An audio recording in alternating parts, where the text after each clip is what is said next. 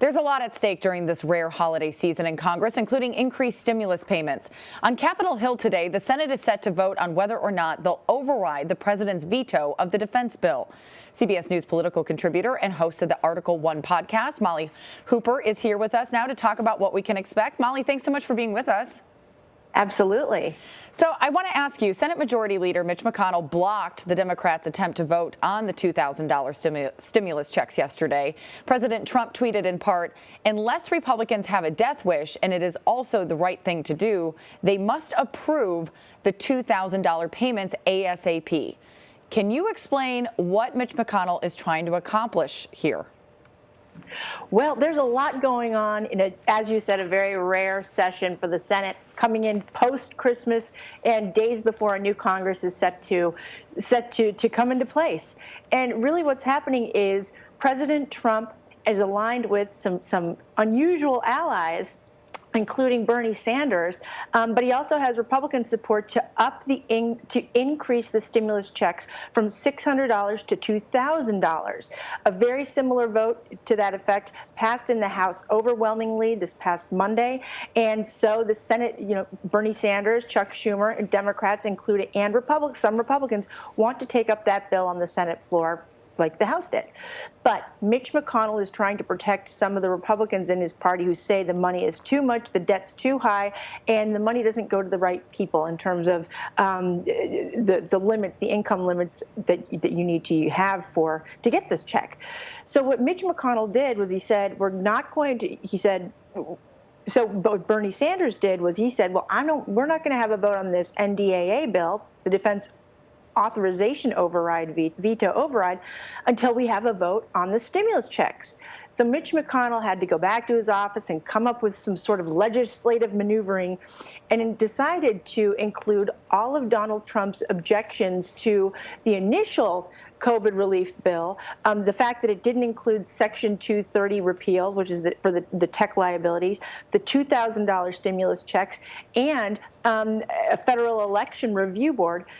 Mitch McConnell said, fine, I'll introduce another bill that includes all three of those items so that the Senate can vote on that, knowing full well that gives his Republicans who support the $2,000 stimulus checks sort of an out, because they can vote for the package of three that will likely not become law.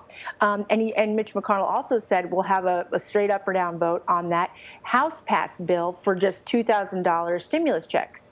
So we will see what happened. That sort of let Bernie Sanders say, okay, well, let's move forward with the defense authorization vote, which will happen later today at about 5 o'clock or a little bit after 5 o'clock, and move and create the opportunity for the full Senate to vote on those $2,000 stimulus checks, but two different versions of that $2,000 stimulus check. Right. I mean, I feel like I'm watching a tennis match here. It's like it's in one court and then it's in the. I can't keep up with all of it. It's like seems. Rafa and Federer. It's like back and forth, back and forth. I know, my head's starting to hurt.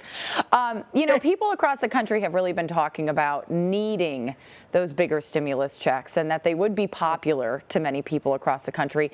Could Mitch McConnell blocking this measure hurt Georgia senators Kelly Loeffler and David Perdue, who are up for reelection next week? Or does the bundling of these three ideas help them in some way? See, that's the tricky one, because what's unclear right now is it's Mitch McConnell. We don't really know where the votes are for this thing, whether Republicans like Josh Hawley, Marco Rubio, Kelly Loeffler, as you said, David Perdue, those Republicans up for re-election in Georgia, whether they will support both bills, and whether or not Mitch McConnell will be able to prevent enough Republicans from supporting that straight up and down, $2,000 stimulus increase.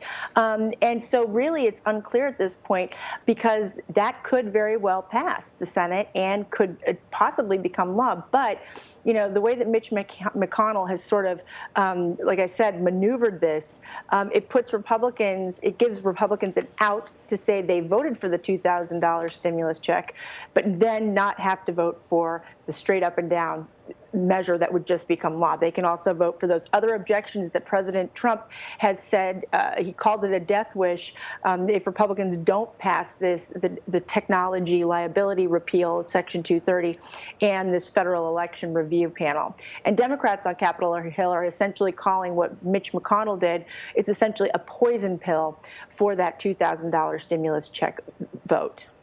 So you were talking about this just a few minutes ago, but I want to go back. The Senate's set to vote today on whether or not they'll override the president's veto of the National Defense Authorization Act.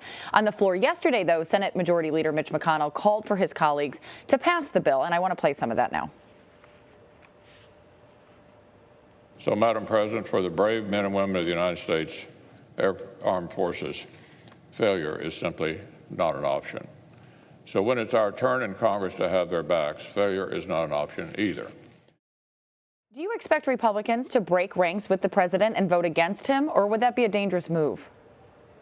I do. I expect them to do it because this measure, the defense authorization bill, is about $740 billion. It authorizes $740 billion worth of spending for the defense, the DoD. It increases troop pay by 3%, and there's a lot of money in there for for production of arms and other items that are really important to each senator in their states, in their respective states. So this is one area that I believe a lot of Republicans will split with the president, as we saw in the House vote that happened on Monday. And I think this will be the first time in 4 years that Congress will have successfully overridden a President Trump veto. And again, you have to remember that there's a lot of money in there for the respective districts, individual states, because this is the military. You have military in every state. And this is something that the military is clamoring for and has been supporting. There's also money in there for cybersecurity. And if you recall, we've just had a massive cyber breach. Right. So this is one area that I believe a lot of Republicans will break with the president. But they can also say, hey, we voted for that 230 repeal because we voted for Mitch McConnell's legislative magical tricks, that he comes up with his, the package of three.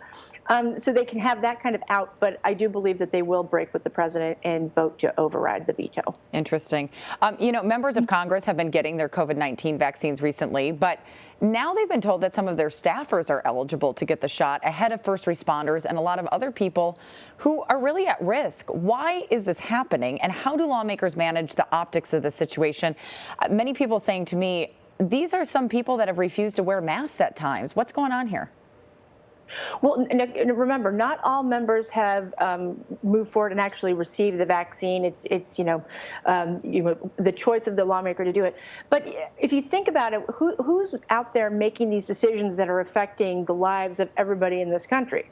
It's Congress, members of Congress, and the people who are making those decisions, essentially writing the bills and doing all the legislation and making the deals, are the staffers on the ground up on Capitol Hill who are coming into work every day, and they are exposed to this terrible disease. And so, making it available to 2 people in each Senate and House office is one way that Speaker Pelosi and Majority Leader McConnell are saying they can keep their people safe up on Capitol Hill, because these are individuals that have to be at work passing bills so that individuals across the country can get their stimulus checks, can get the money to get the vaccines distributed, to do all that kind of thing.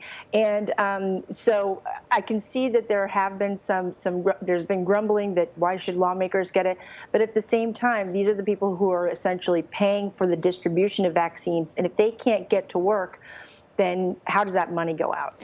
It makes sense. I think the optics for people sometimes is just hard to. Optics are tough. Right. It is. Well, and what's interesting about that, because I think there's a bit of an internal pull for these lawmakers, because on the one hand, they want to be this great, they want to be a great example for people, like, hey, look, I'm getting the vaccine. Right. It's safe. right? But on the other hand, they're saying, uh-oh, should somebody else get it in my district? So there is an internal push and pull about whether they should do it. I think, too, if you look at all the categories of essential workers that we have coming up, I think there are a lot of people who have the same push and pull that can identify. It's just the general American public looking at the calendar going, well, if I'm not going to get it until, so far down the line, it's, again, the optics. But the election to decide the next House Speaker is coming up. I want to talk to you about this before I let you go. With the Democrats' majority smaller this time around, Nancy Pelosi is going to have a tougher time keeping her position. Does she have enough votes right now? And what happens if she doesn't? I feel like we talk about this every single time, and then she somehow manages to become House Speaker. So walk me through this one. Whew, this could be a little bit of a squeaker because she needs every single Democrat to be, to be in Congress, essentially voting for her, calling out her name for Speaker of the House, or else it could be a bit of a squeaker for her. As you said, there are fewer Democrats in the House. The majority is much smaller, and so each Democratic lawmaker will count. And the way that the Speaker votes works is that, each individual member has to call out a name. And so, some people, when they vote against Speaker Pelosi, they call out somebody else's name. Colin Powell, for instance, got a few votes. John Lewis had a few votes the last go round. But basically, Speaker Pelosi is very good at counting votes, and she knows the lawmakers that need to vote for somebody other than Speaker Pelosi to lead the House. But she knows the margins, and she knows who's going to be there and who's not going to be there. I think she will pull this one out because the alternative would be a Speaker, Kevin McCarthy, because you better believe that all those Republicans who are now on the floor, 200 and some of them, will be calling out Kevin McCarthy's name. And the individual that gets a majority of the votes becomes the next Speaker of the House. It doesn't matter what party you're in. It doesn't even matter if you're a member of the House. It could be anyone. Molly Hooper, thank you so much for joining us. We appreciate it. Thank you.